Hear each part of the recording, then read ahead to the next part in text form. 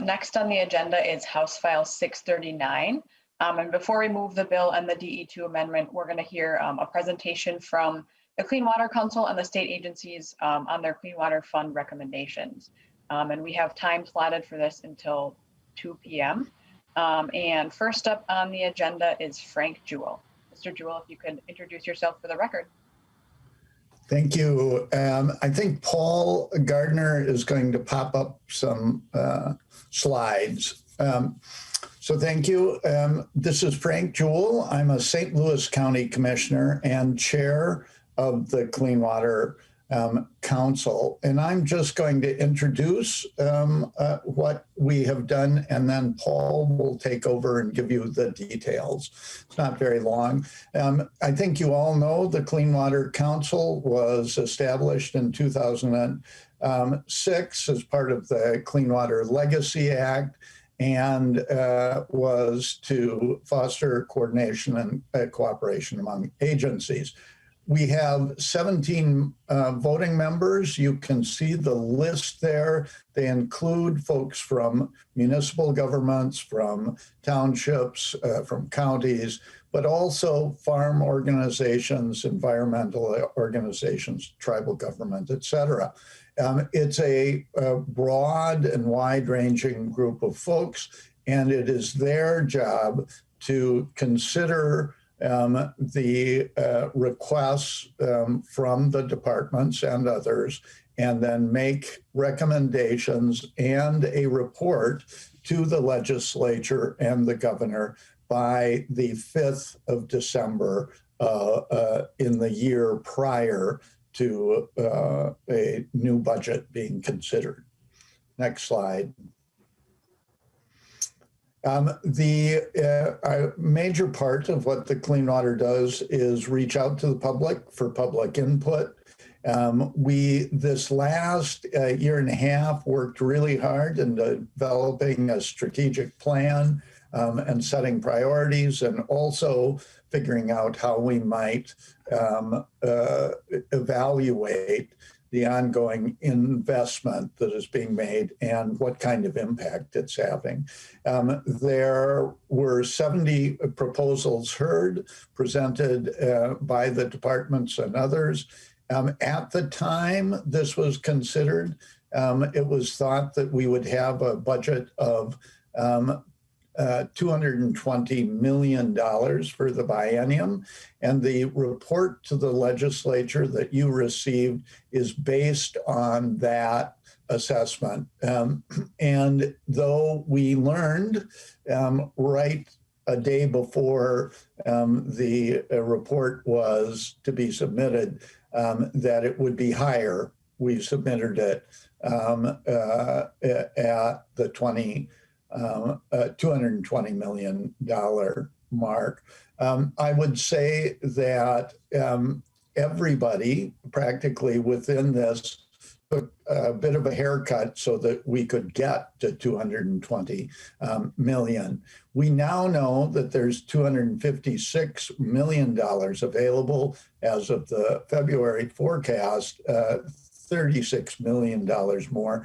And we will be going back to the table to think about if we will make recommendations to the legislature and the governor about how to use those funds. Part of that may be considering increasing the amounts for proposals we heard and funded but gave a haircut to.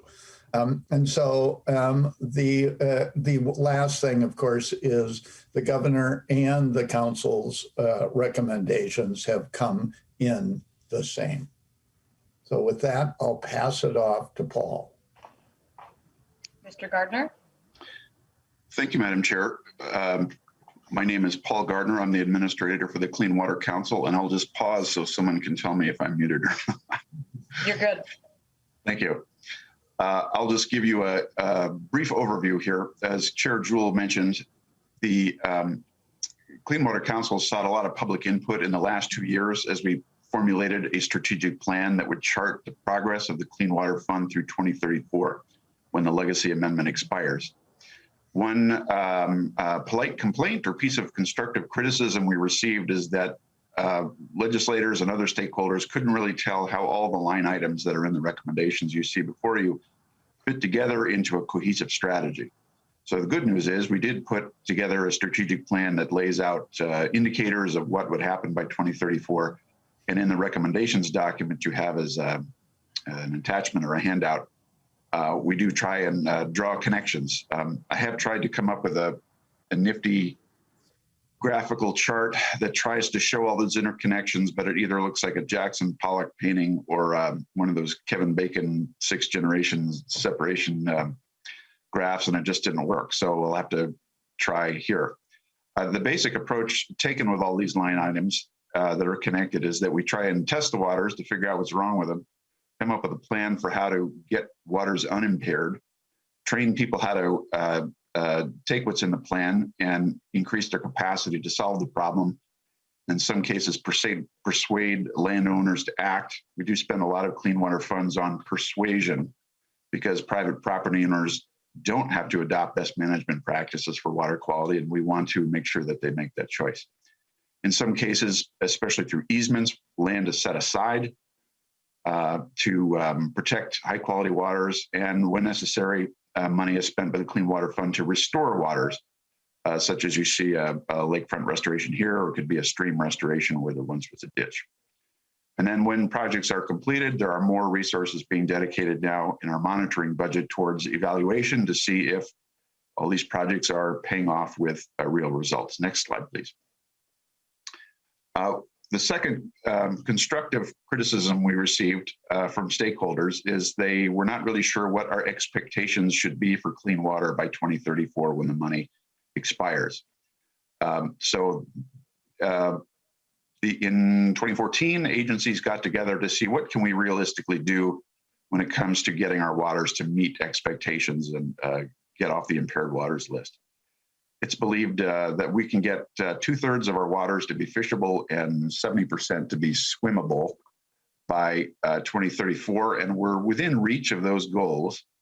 The reason that we're not shooting for 100% is because there are lakes, rivers, and streams that are impaired that we really can't do much about. So mercury, airborne pollution from coal burning power plants and substandard mining operations around the world contribute airborne deposition of mercury in our lakes. We have roughly 50 lakes in the state with a heavy focus on the metro where de-icing salts have impaired lakes for chlorides, and we are not really going to use desalinization plants to get rid of that salt. And there are another 75 lakes or so that are very close to being impaired. So those are lakes where we really can't do a whole lot. There are some cases where there are low priority waters where spending money on that may not be such a great idea. So we don't want to have swimming beaches in public drainage ditches, for example. So the final thing on measurement is just that we do spend quite a bit of money in the state on protection strategies. This is where we have high quality waters that we keep as high quality waters, especially through protecting land from disturbance. But the problem is you can't measure change. You're essentially not losing any progress. So that's awfully hard to measure. Next slide, please. Just this is my Jackson Pollock painting of sorts, just to give you an idea how we prioritize and target money with the Clean Water Fund. With a strong foundation in science and planning, agencies with local partners are able to identify in 80 major watersheds all the activities that need to take place on the left by a certain year to get a certain reduction in pollutants, and we know how much those things are going to cost. So by 2023, we'll have this to-do list for every watershed in the state. By 2025 or so, we'll have a comprehensive plan that local stakeholders have put together to help prioritize which one of those things on the to-do list gets done first, and those are funded in part by the Clean Water Fund.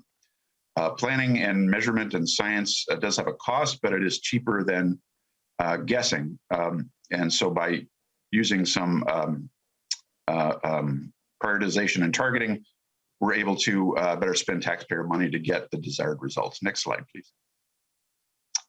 Just wrapping up here, the Clean Water Fund and the Legacy Amendment were meant to do things that we could not do with existing funds.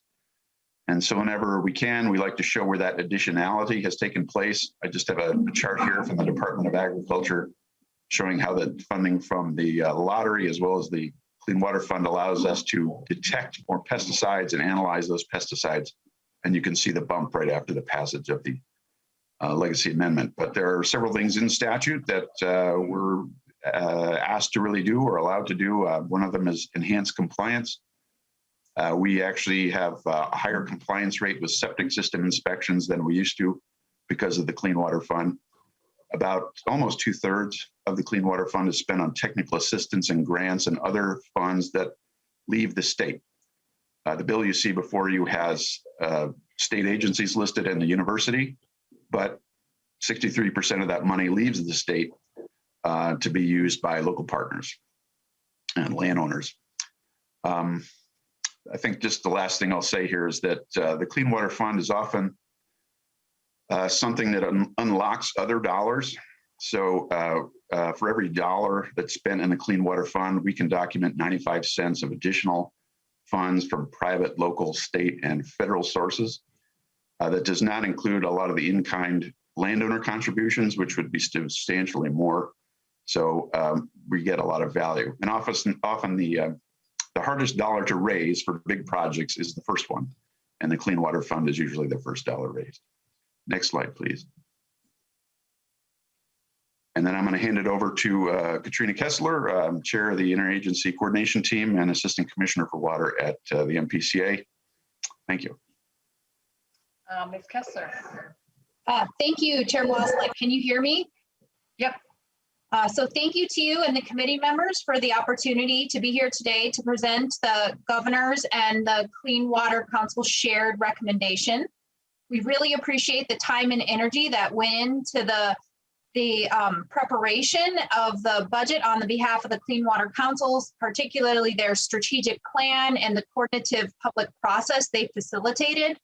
You will hear that Clean Water Fund activities are integrated across agencies, and as Paul noted, they're done in concert with state, local, and other partners, and each component of the system leverages the other's complementary work. So as we near the mid-course of the Clean Water Land and Legacy Amendment, we appreciate the continued partnership, both with the council as well as with our local partners. And I think, as Paul noted, it's really important for all of us to continue to look at where we are versus where we want to be and to take stock of lessons learned as we move forward. The MPCA's proposal that is detailed in one of the attachments that the committee received includes support for monitoring of vulnerable aquifers, as well as the biological, chemical, and habitat of lakes and streams and rivers across the state, data analysis of those conditions to inform trends and determine where we have impairments and where, if previous water impairments existed, if they've been restored, and to track changes over time. The other component on the slide is the restoration and protection strategies, RAPS, and these include the cleanup reports called the total maximum daily loads, which are developed in partnership with locals and detail strategies for restoring impaired waters and protecting unimpaired waters. We also highlight implementation, which includes continued cleanup of the St. Louis River AOC, which, as Paul called out, leverages lots of other monies, including the Great Lake Restoration Initiative, EPA, Office of Research and Development funds, and U.S. Army Corps funds, as well as local funds, to make progress on that important work. Other implementation activities at the MPCA include technical assistance to wastewater and stormwater permit holders and communities looking to reduce chloride, and grants to replace chloride-intensive water softeners and failing septic systems. In all, we work on this in concert with our partners, and we understand the urgency to continue to move on this work. And then the second thing I just want to highlight, because I think we spend a lot of time harping on how many waters are impaired, and it's easy to get it caught up in that.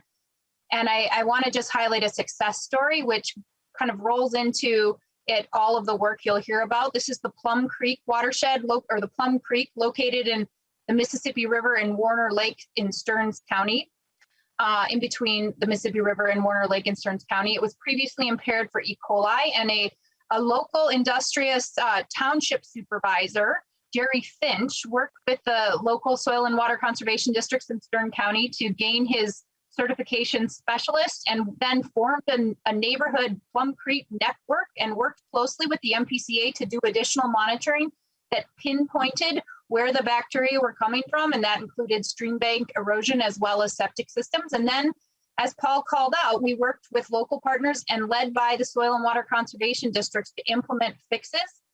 And ultimately, in the last round, the Plum Creek was delisted. And so I think it's important to call out that we do have success stories and we want to see more of this. So we appreciate the support. And I now will turn it over to my colleague, Jason Meckel from the Department of Natural Resources.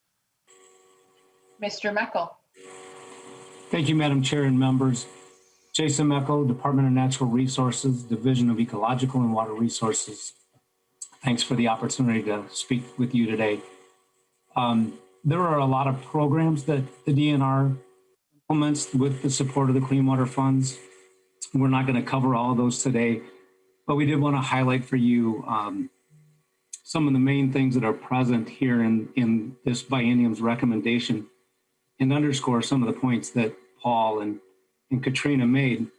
One of the things that, as we've been completing some of that assessment work, we're seeing a need for an increased emphasis supporting our local government partners and implementers with their various projects. And this comes in the form of helping to inform their plans, identifying where the high priority resources are, where the rare resources are, but also where are those opportunities to make big differences. Shown in these photographs illustrates some of those examples where when we can go in and remove dams, repair culverts, stabilizing eroding stream banks, we get tremendous gains and benefits for those ecosystems. We connect the fish communities so that they can and make full use of the system. In some cases, just doing that simple act will alleviate the impairment and restore the biology. So DNR staff are involved in all facets of this implementation work, from the assessment work to the strategy development, to the planning part of it, to the design part, and ultimately in implementation assistance. We're sort of behind the scenes supporting the other agencies and supporting our local governments. You can go to the next slide, Katrina. Oh, this is just, sorry, there was a nice little photo that showed up late there. I apologize for that. That was just illustrating the way we can prioritize some of those protection efforts. Where do we get the most bang for the buck in terms of shoreline protection, habitat protection, forest management activities, riparian corridors, the things that we know lead to clean water. Next slide. What I really wanted to emphasize here today is the importance of both building but also maintaining a modern water network. We have built for the state of Minnesota a tremendous stream flow monitoring network. You can see that in the right-hand corner of the slide, the stream gauge network there. I realize the text is hard to read in terms of size, but you can just see how we have now monitoring all throughout the state. Before the Clean Water Fund, we had a fraction of these watersheds being monitored the way that we are now. And it's not important just for assessment. This is the way that we're going to be able to know, are the things we're doing making a difference? Are they making things better? What's left to do? This is our ability to measure our performance. And likewise, we've more than doubled the state's groundwater monitoring network with the assistance of the Clean Water Funds, in the lower right-hand corner with the blue dots. But you can see we still have a long way to go. The Clean Water Council has established in their strategic plan a goal, and this budget helps us achieve that goal for completing that modern network.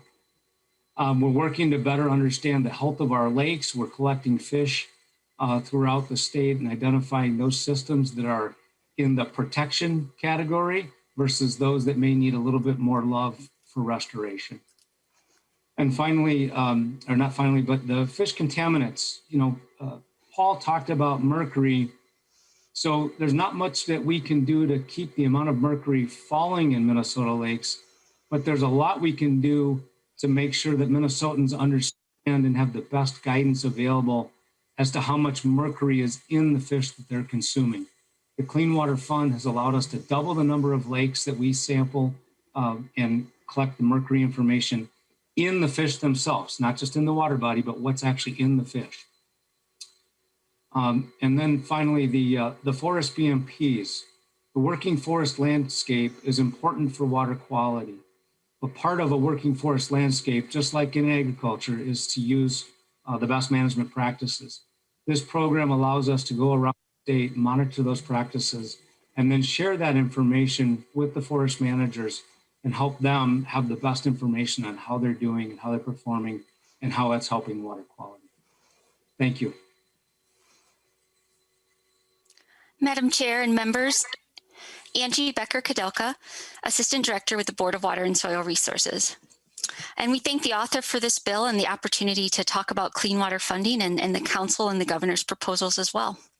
So you've already heard then from PCA and DNR about monitoring and water quality, working forward with the next step in watershed planning and the watershed management framework is planning and implementation based on what we learn.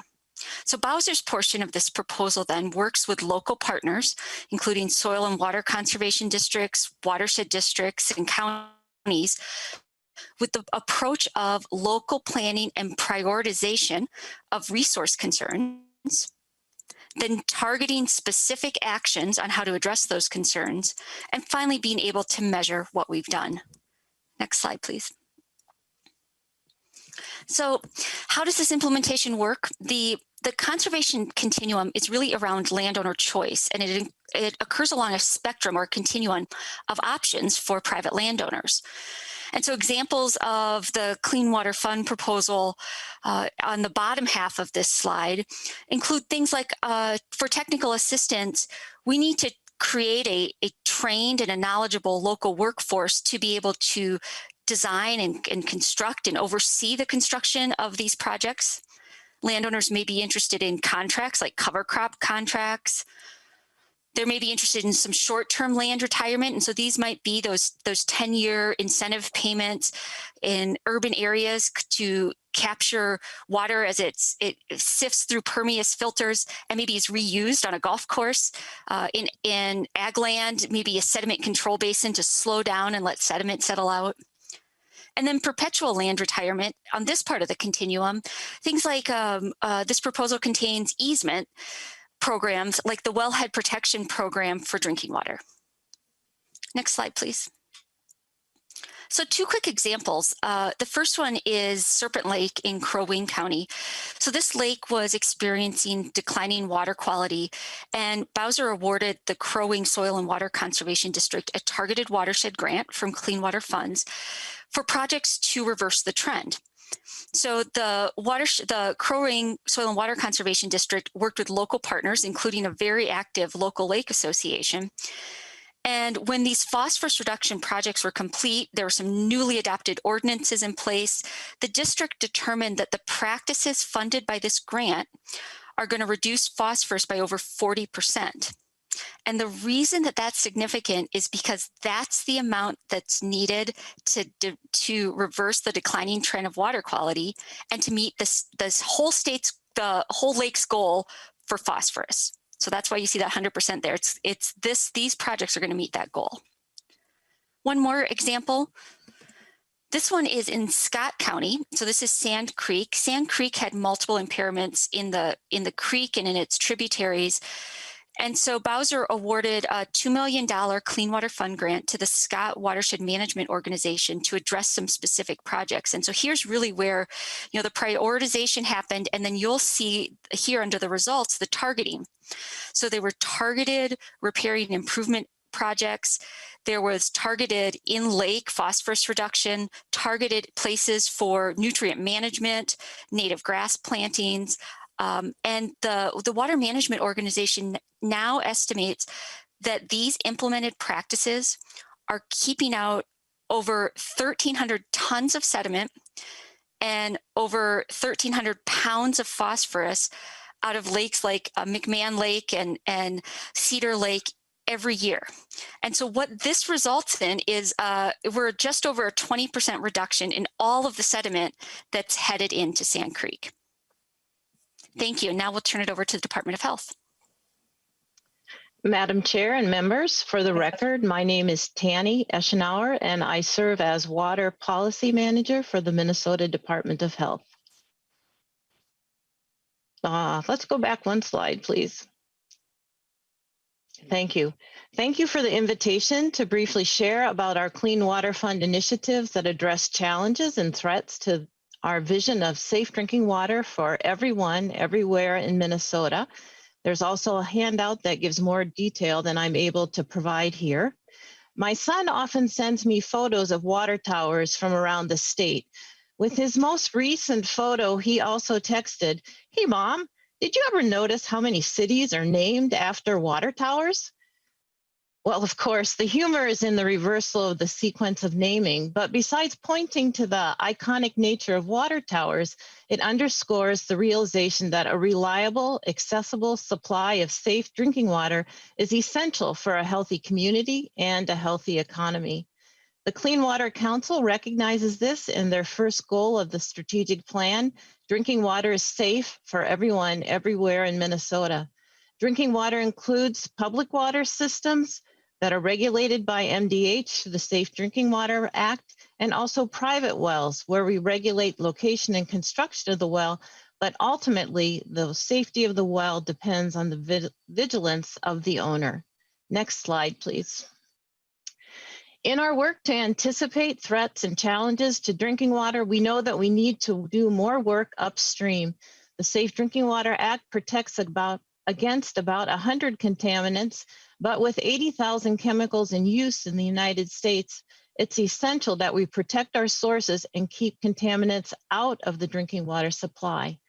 MDH cannot do this alone, especially the broader work of source water protection that depends on actions and changes outside of our regulatory role. There are many efforts of our sister agencies within this bill that also contribute to drinking water protection. We also value our partners in local government, both old and new, and landowners and businesses. Our source water protection effort achieved its 2020 goal of delineating drinking water supply management areas, or the area that drains to a community well, for all 525 community systems that had high risk or vulnerable wells. We've also piloted work on doing protection plans for surface water systems, the first one being Fairmont, which also had the first surface water violation for nitrate. It was unthinkable in the past, but it's part of our new reality. We've also handed out more than 950 grants for source water protection. These are the little engine that could of the water grant world.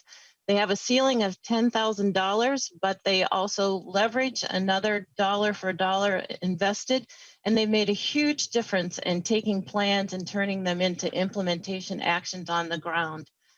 In the next biennium, we anticipate doing more surface water intake protection plans, especially the big three of St. Cloud, St. Paul, and Minneapolis.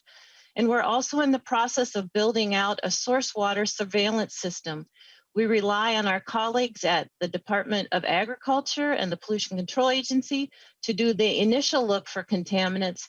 And then based on their data, we prioritize both contaminants, sources, and finished water to sample them as needed. It's a structured step-by-step approach to surveillance that is selected based on data and prioritization.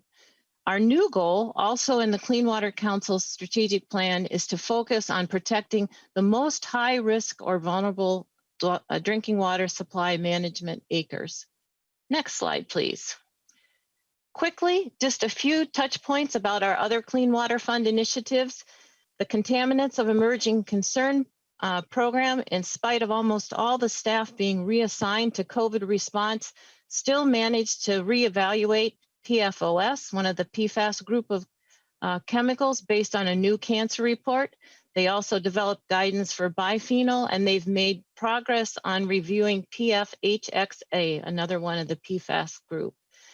In our groundwater restoration and protection strategies, an interagency group that's led by MDH, we prepared 10 watershed reports that are designed to feed into the One Watershed, One Plan planning process. We've also worked with DNR to upload new data sets to the Watershed Health Assessment Framework, making sure that current data is available to our local partners.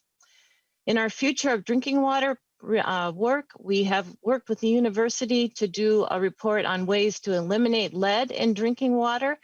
We did that in advance of the new revised lead and copper rule, and also completed a future drinking water report that outlines different strategies that we need to address and implement in order to protect drinking water into the future. In our private well work, we've updated our materials. We're doing outreach through labs, and we have 2 pilots going on where we're working with local governments to educate private well users, help them know where to get their well water tested, and then how to treat if necessary. Thank you again for this opportunity to highlight our efforts to protect Minnesota's drinking water. Mr. Freeman, are you up next?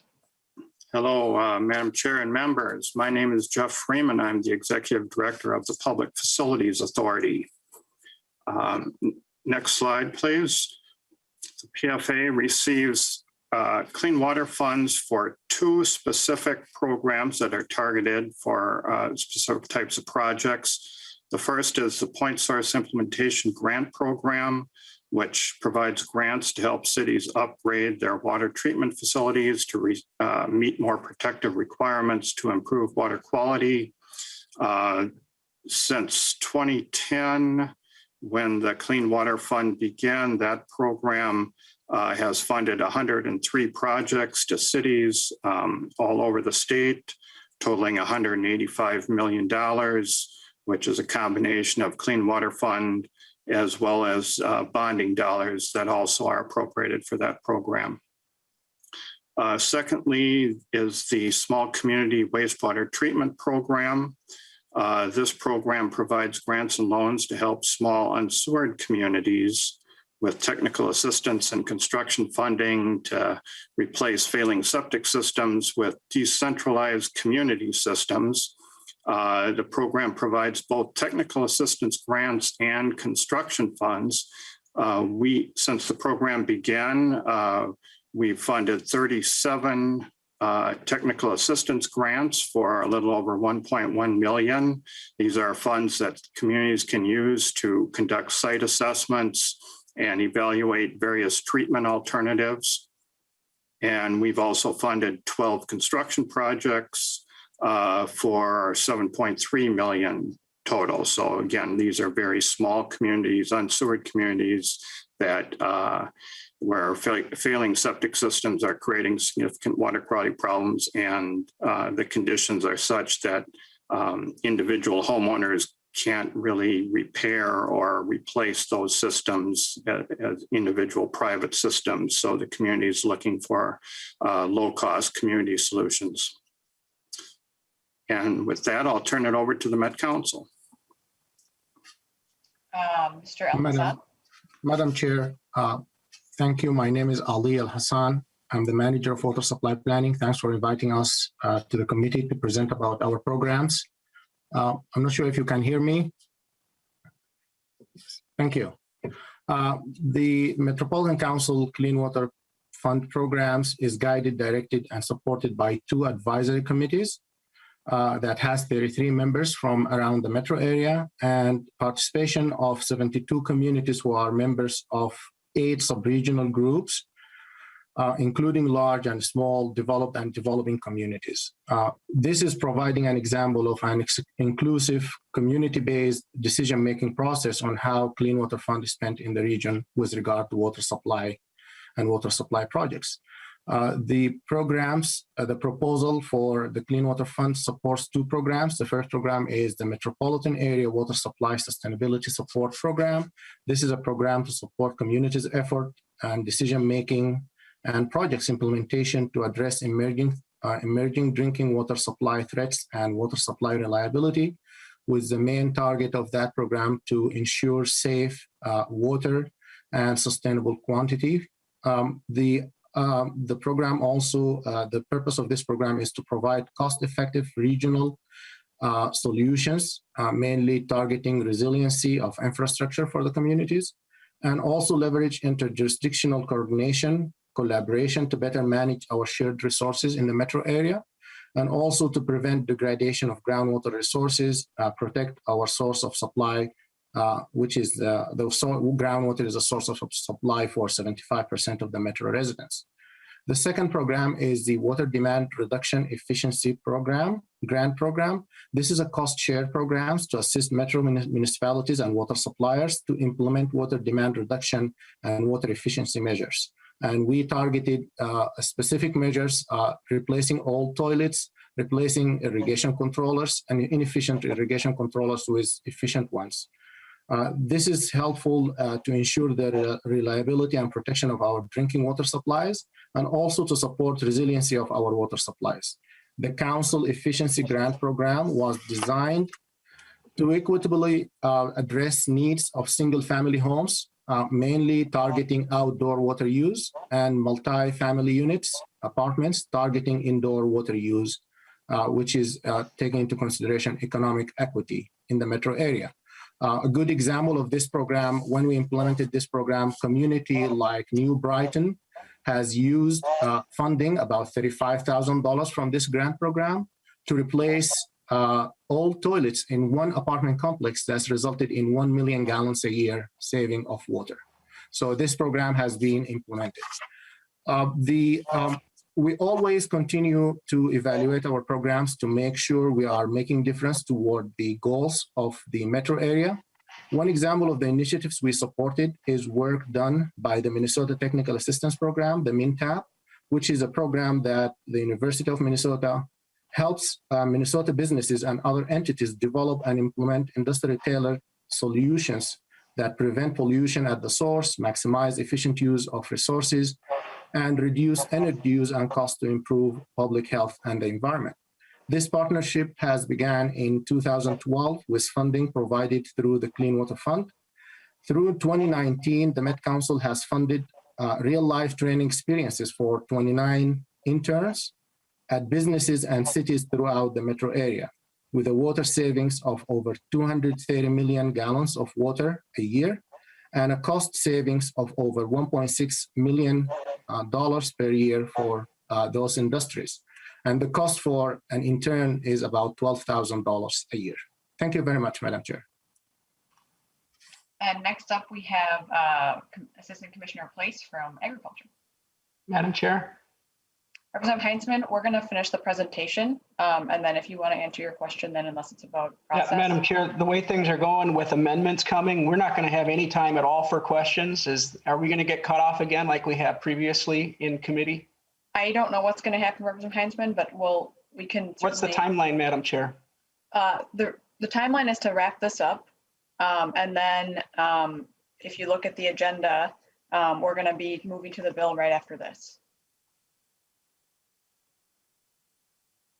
And then we'll proceed with the amendments as we go.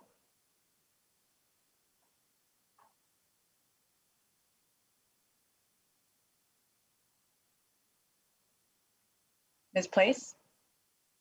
Thank you, Madam Chair. Members of the committee, my name is Vinnie Place. I serve as Assistant Commissioner at the Minnesota Department of Agriculture. Next slide, please. The Minnesota Department of Ag focuses on activities to work with farmers to implement and demonstrate conservation practices and best management practices that can improve and protect our waters, monitor for agricultural chemicals like nitrates and pesticides, and focus on protection of our state's groundwater. We also conduct and oversee research projects that show the effectiveness of conservation practices, best management practices, fertilizer recommendations, and research for new cropping systems.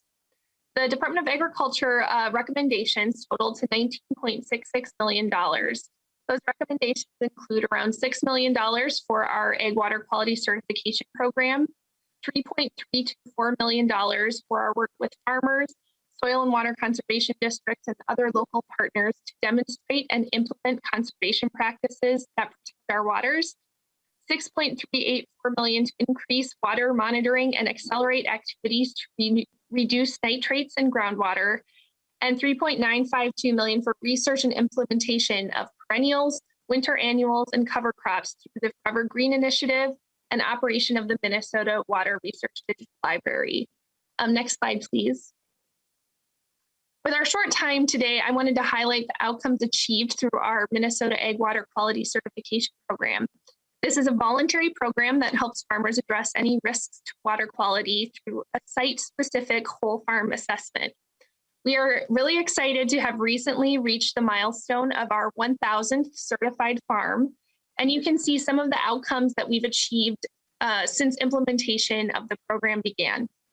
Governor Walz has set a goal of achieving 1 million certified acres by the end of 2022 in this program. This program is really built on partnerships with the farmers who come forward to be certified, with our critical local partners like Soil and Water Conservation District technical staff, and with state and federal partners, including all of the state agencies that we coordinate with presenting today. The investment in this program has leveraged an initial $9 million in federal funding to implement conservation practices through the NRCS Regional Conservation Partnership Program. And we are just finalizing the contract for an additional $9 million that will go directly toward implementation of practices on Minnesota's ag lands. Over the past year, the program has also incorporated 4 new endorsements for soil health, integrated pest management, wildlife, and climate smart farms. Those endorsements are awarded to certification growers who are going above and beyond to implement conservation on their farms and recognize their many conservation practices that directly provide benefits and serve conservation goals beyond water quality. Thank you so much to the committee for your time and consideration of our proposals. Thank you, Madam Chair, and we're done. So we're happy to stand for questions. Really appreciate the committee's time today. All right, Chair Hansen, we're going to move to the bill now. Chair Hansen, would you like to move your bill? Thank you, Madam Chair. I would move that House File 639 be recommended to be re-referred to the Legacy Finance Committee. I understand you also have an author's amendment. Representative Hansen, do you want to move the DE2 amendment so we can get it before the committee? Yes, Madam Chair, I'll move the DE2 amendment. Representative Hansen moves the DE2 amendment to get the bill before the committee. All those in favor of the DE2 amendment being added on, please say aye. Aye. Aye. All those opposed? No. No. The amendment is adopted. Representative Hansen to the bill as amended. Thank you, Madam Chair. I'd also like to move the A1 amendment. I believe that's the technical amendment that was coming just to get it further into shape. Okay, Representative Hansen moves the A1 amendment as well. All those in favor of the A1 amendment? Aye. Aye. All those opposed? No. No. The A1 amendment is adopted as well. Representative Hansen to the bill as amended by those 2 amendments. Thank you, Madam Chair. I would like Ms. Taylor and Mr. Hagemeyer to walk through the bill as amended by the DE2 and subsequent A1. Madam Chair, Representative Hansen, I will start with the spreadsheet and I can share my screen so you can quickly see that.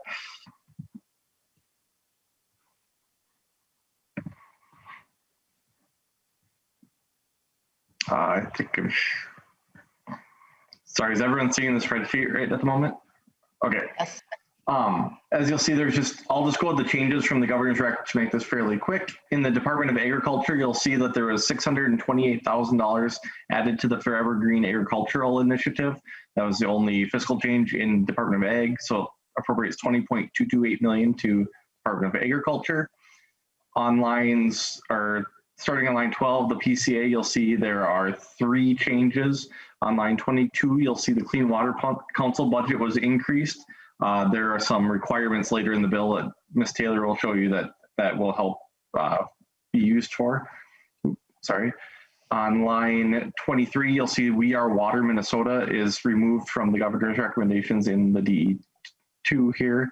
And on line 24, you'll see that there is some language and requirements for testing protocols and some implementation for microplastics and nanoplastics. And that is $2.353 million. So in total, the PCA would get $43.837 million. On the next page, you'll see there's one change to the Department of Natural Resources. That would be $350,000 was added for the creation of a groundwater management area in Dakota County. In total, DNR would be receiving $17.7 million. Starting on line 37, you'll see the Board of Water and Soil Resources. There are a handful of changes here. On line 46, you'll see the Conservation Drainage Management and Assistance was removed. There on line 48, the Conservation Reserve Enhancement Program had $792,000 added to it, and it was shifted into the second year to make the budget work. And then if you drop down to line 54, you'll see the SWCD administration grants were added in for $12 million in the first year. When we go through the bill, you'll see that the language is slightly different than it has been in the past. In the second year, you'll see 3 technical assistance and implementation grant programs, each for $4.7 million, addressing soil health practices for groundwater protection, soil health practices for wind erosion to protect surface waters, and sustainable forestry and soil health practices to protect surface and groundwater. In total, the Board of Water and Soil Resources would be receiving $134,256,000. On to the next page, you'll see there is one change for the Department of Health. There was $1.5 million added for 3 health risk limits that are added later in the bill that you'll see when Ms. Taylor goes through it. In total, the Department of Health receives $13.4 million. The Met Council had 2 changes added into the DE2. There were inflow and infiltration grants of $2.5 million in the first year. And then in the second year, there's $2.5 million for lead service line replacement grants. In total, the Met Council will be receiving $7.3 million. There was one change to the University of Minnesota. That was the $1.378 million for chronic wasting disease in water research. In total, the U of M would be receiving $3.8 million. The LCC has a little bit of money for the website, and then there's $16 million going to the PFA still, with no changes there. In total, this bill spends $36.545 million over the governor's recommendation, and that brings it to exactly the 5% statutory reserve amount. And that is all I have. Ms. Taylor, I think you're up next. Thank you, Madam Chair. I'm going to go through the DE2 language, and just in the interest of time, I'm just going to point out differences from the governor's bill, which was House File 1079, if anyone's interested. The first thing I'll point out is there's some additional language for microplastics and nanoplastics added to 7 different riders, and I'm not going to point out each one just because we're running short on time, but these are riders for the agency's work, like assessment and monitoring work, and microplastics and nanoplastics was added. The next thing I'll point out is on the Forever Green rider on page 4. There had been language in the governor's bill regarding the efficiency, profitability, and productivity of farmers, and that has been removed in this one. And then the next I'd point out on page 7, the Clean Water Council administration, there is some additional language added on line 7.23 that would allow the Clean Water Council to use the money for consultants and assistants for some reports that are required later on in the bill. And then on the bottom of page 7, there's the new rider for the developing protocols for the testing of the microplastics and nanoplastics. Then the next thing I'd want to point out is on page 9, towards the bottom, on line 27 through 30. This is the new rider giving DNR money for the groundwater management area in Dakota County. And then we'll skip ahead to page 15. On the bottom, you'll see the rider letter P starting on line 32. This is the first of the new SWCD grant program. This is the $12 million the first year. And as Mr. Hagemeyer pointed out, that the criteria is slightly different. If you look at lines 16.1 through 16.6 on the following page, you'll see the new criteria. That's some of it's new and some of it's old based on the previous times. And then the next 2 riders for the 4.7, those are allocated to 3 different grant pools, as Mr. Hagemeyer mentioned. And then I'd point out on the bottom of page 16, 16.34, the amount of contract work with the Conservation Corps was increased from 500,000 to 750,000. And then I'd skip ahead to page 19. This is the new rider on the bottom, line 29 through 33 for the I&I. And then on page 20 at the top, line 1 through 6, this is the new rider for the lead service lines. You'll see that the stuff is targeted to environmental justice areas as determined by this PCA. And then I'd point on page 21, the rider for the chronic wasting disease prion research. This is language very similar to Representative Becker-Finn's bill from last session. And then I'd skip ahead to section 12. This is new language that would allow counties to add a $25 fee to mortgage transactions. And then this would be dedicated for SWCDs, and it would be appropriated out to them. And then section 13 is a new provision that would limit counties' eligibility for clean water funds to those who impose that new fee or that have a watershed district or similar organization representing at least 75% of the county. And then section 14 on page 23 is the health risk limits that were mentioned previously. This is the language we heard from the previous bill, plus the addition of the 2 neonates. And then section 15 is a report requirement of the Clean Water Council. There's 3 different things they would need to report back on. One would be an assessment on the use of LIDAR from previously funded Clean Water Fund appropriations. Another would be an assessment of the recent Supreme Court decision regarding groundwater and the application of water quality standards. And then the third would be an evaluation of state agency personnel using that are funded with Clean Water Fund money.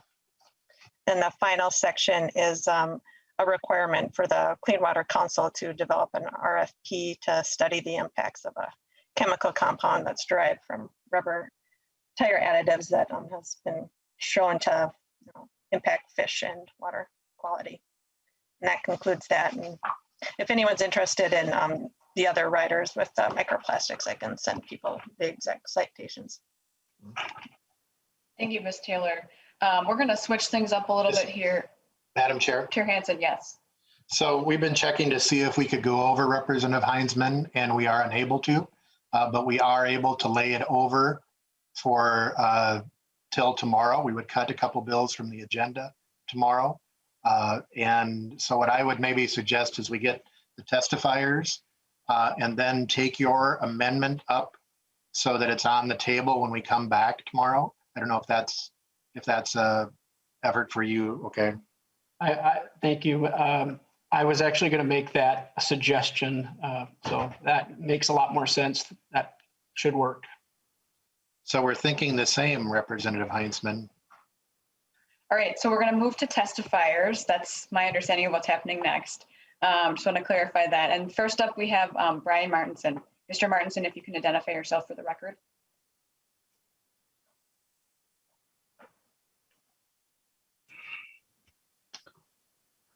Hello, Madam Chair and members. I'm Brian Martinson, Environment and Natural Resources Policy Analyst with the Association of Minnesota Counties.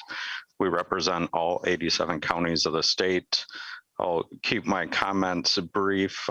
Thank you for the opportunity to comment on House File 639 as amended. I'd like to address 2 issues in the proposed DE2 amendment.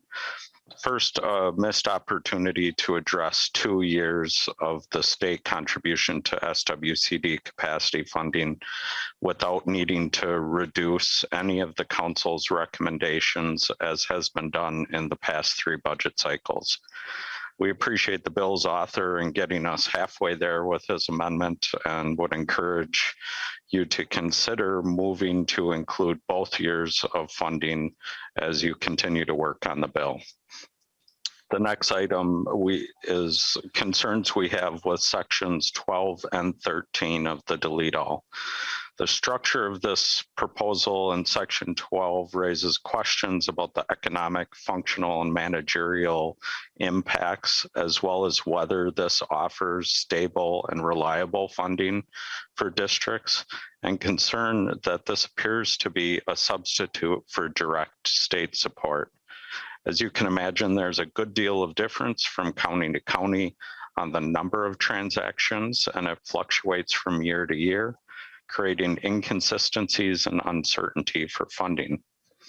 We do oppose Section 13, which would restrict county access to Clean Water Fund grants if the fee is not imposed. Counties do good work on behalf of their residents and the people of Minnesota with clean water funds. That includes the One Watershed, One Plan grants, where we partner with other local jurisdictions to address water issues through a comprehensive and coordinated watershed approach. AMC shares the belief with others that district funding should be a state and local partnership. We have supported efforts to secure stable state support, and total county funding has been growing. In 2017, county funding totaled approximately $18.5 million. Of that, nearly $11 million was county annual allocations, not program dollars. Counties appreciate the coordination and cooperation we have with SWCDs, and AMC looks forward to working with them, the author, and the legislature on a long-term solution for district funding, including the state share. Thank you, Madam Chair. Next up, we have Paul Egger. If you can identify yourself for the record, and we do need to be brief, very brief here, so we can get through all the testifiers. Madam Chair, members of the committee, my name is Paul Egger, and I'm Vice President of Governmental Affairs for the Minnesota Realtors Association. Minnesota Realtors is a statewide business trade association with a membership of over 21,000 real estate professionals working with buyers and sellers of all types of property in every corner of the state. Thank you for the opportunity to testify regarding our opposition to Section 12 of the DE2 amendment, which would authorize new $25 surcharges on both the mortgage registry and deed taxes. Minnesota Realtors opposes increasing the cost of home ownership. We also do not believe the real estate transaction should be responsible for funding programs and activities that benefit all Minnesotans. By adding these surcharges to the existing and regressive mortgage registry and deed taxes, this proposal will increase the cost of housing. These fees will also make an already random and confusing tax and fee structure more so, and I encourage you to read the letter submitted by the Minnesota Association of County Officers on that topic. In fiscal year 2019, buyers and sellers paid over $256 million in mortgage registry and deed taxes. For each of those taxes, 97% goes to the general fund and 3% is retained by counties. In addition, there's a county conservation fee of $5 that is added to the mortgage registry and deed taxes in the 10 counties that participate in the Minnesota Ag Land Preservation Program. And finally, you get to the recording fees. And just to highlight this, a typical seller who was also buying their next home would pay the deed tax, a $46 recording fee for paying off their mortgage on the house they're selling. They'd pay the mortgage registry tax on the house they're buying. They'd pay the $46 recording fee for the mortgage registry, and then pay the $46 recording fee to record the deed. It's past time to stop increasing and adding fees on the purchase of a home. Please reject these new surcharges. Thank you for the opportunity to testify. Next up, I have Doug Carnival. Mr. Carnival, if you can identify yourself for the record and briefly present your testimony. Thank you, Madam Chair. Doug Carnival, the Branch A Carnival Law Firm in Minneapolis, representing the Minnesota chapter of the National Waste and Recycling Association. And I too will be brief. We represent the landfills that are receivers of used up waste products that may either intentionally or unintentionally contain PFAS. We're not producers or generators of PFAS products, but rather manage products at the end of their useful life. As such, we support an upstream approach that focuses on the product sources of PFAS in the waste stream. Our concern with the DE2 amendment is the precedent-setting language that legislates an arbitrary standard of 15 parts per billion. No other state in the union has as stringent a standard as we understand, and the economic burden of meeting this standard will be unfairly borne by all solid waste facilities, wastewater treatment facilities, and others who are merely receiving of spent, used up products at the end of their useful life. we have a better way to do this. The administrative rulemaking process provides an opportunity for all parties to be heard, research to be done, and fully vetting to look at the issue involved and then promulgating a rule. It includes an economic analysis of the rule, and that's why the SONAR, or Statement of Need and Reasonableness, makes sense with an opportunity for people to participate. In our opinion, the legislative process falls short of this and doesn't provide a comprehensive and methodical way to analyze this 15 parts per billion statute, especially from an economic standpoint. It doesn't give the public a needed opportunity nor scientific individuals to weigh in. As a result, we oppose the establishment of the PFAS HRL through legislation, and our focus our efforts on the generators of the products rather than the recipients. Thank you, Madam Chair. Next up, we have Sheila Vanny. If you can identify yourself for the record and present your testimony. Thank you, Madam Chair. Sheila Vanny, Assistant Director for the Minnesota Association of Soil and Water Conservation Districts. We represent the state's 88 SWCDs, including their 440 elected supervisors and their more than 460 employees. SWCDs are political subdivisions of the state established under Minnesota State Statute Chapter 103C. Each SWCD is governed by a board of elected supervisors, and SWCD law is implemented across 100% of the state. We appreciate the opportunity to speak today to the DE amendment for House File 639 and thank Chair Hansen for bringing it forward.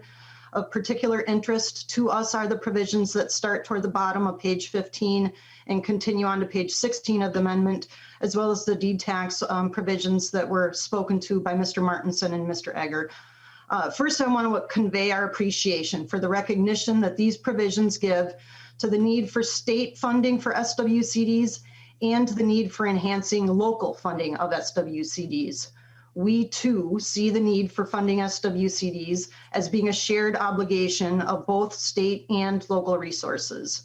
SWCDs have no authority to raise their own revenue and are entirely reliant on our partners at the state and counties for meeting our funding needs.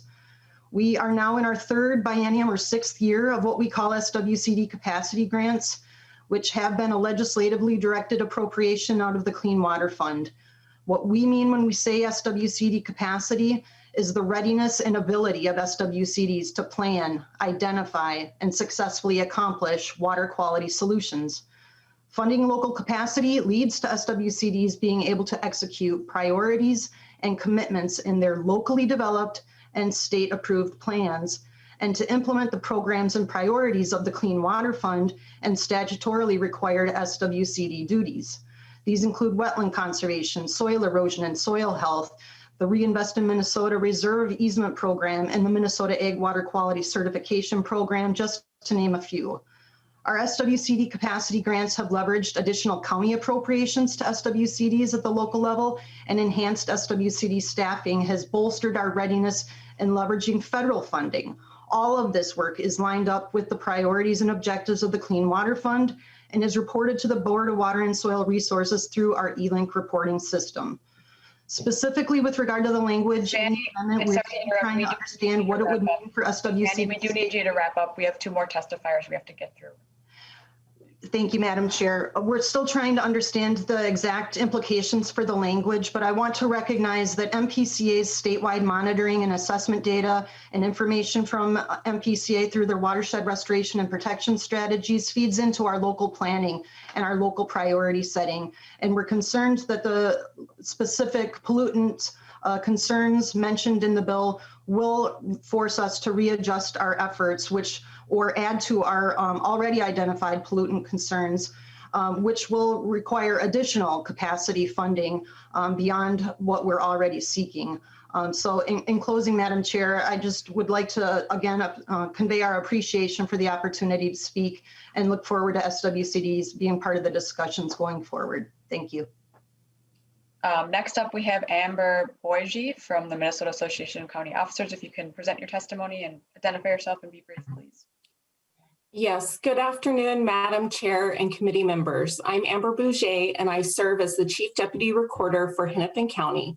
I'm also the co-chair of the Minnesota County Recorders Association's Legislative Committee. While the Minnesota County Recorders Association agrees that clean water is an important cause, an added surcharge to the recording fee is not the appropriate funding source for such an initiative. The uniform fees for recording were established in 2005 and supported by a wide-ranging coalition of interests, including the Minnesota County Recorders Association, the Minnesota Land Title Association, the Real Property section of the Minnesota State Bar Association, and the Minnesota Realtors. This legislation is now used as a model for similar legislation throughout the country. These predictable fees are designed to ensure that each county recording office charges uniform fees that allow our industry partners to transact businesses with our office and support real estate commerce in our state. The current recording fee is standard across the state. Title companies and others who may rely on recording services know that there is only one uniform recording fee for all counties. This brings simplification and uniformity to the real estate industry, especially those who operate in all or multiple counties. Predictable recording fees Ms. are Bougie, designed. Ms. Bougie, we're at the end of our committee time. We're gonna have to have you wrap up with your last Okay. So we do not oppose the attempt to fund clean water, just using the recording fee as a mechanism. And there are many benefits of predictable fees that are outlined in the letter that we submitted yesterday. Thank you. Thank you. Madam Chair. Chair Hansen. I would move that House File 639 as amended be laid on the table to be taken up tomorrow. Vote. We'll lay that on the table. Do we have to vote on that? Someone remind me. I think it's a lay on the table that we actually do need to vote. Okay, so the clerk will take the roll on that motion. Hansen, Rick. Aye. Hansen, aye. Wasilwick, Amy. Wasilwick, aye. Wasilwick, aye. Heinzman, Josh. Aye.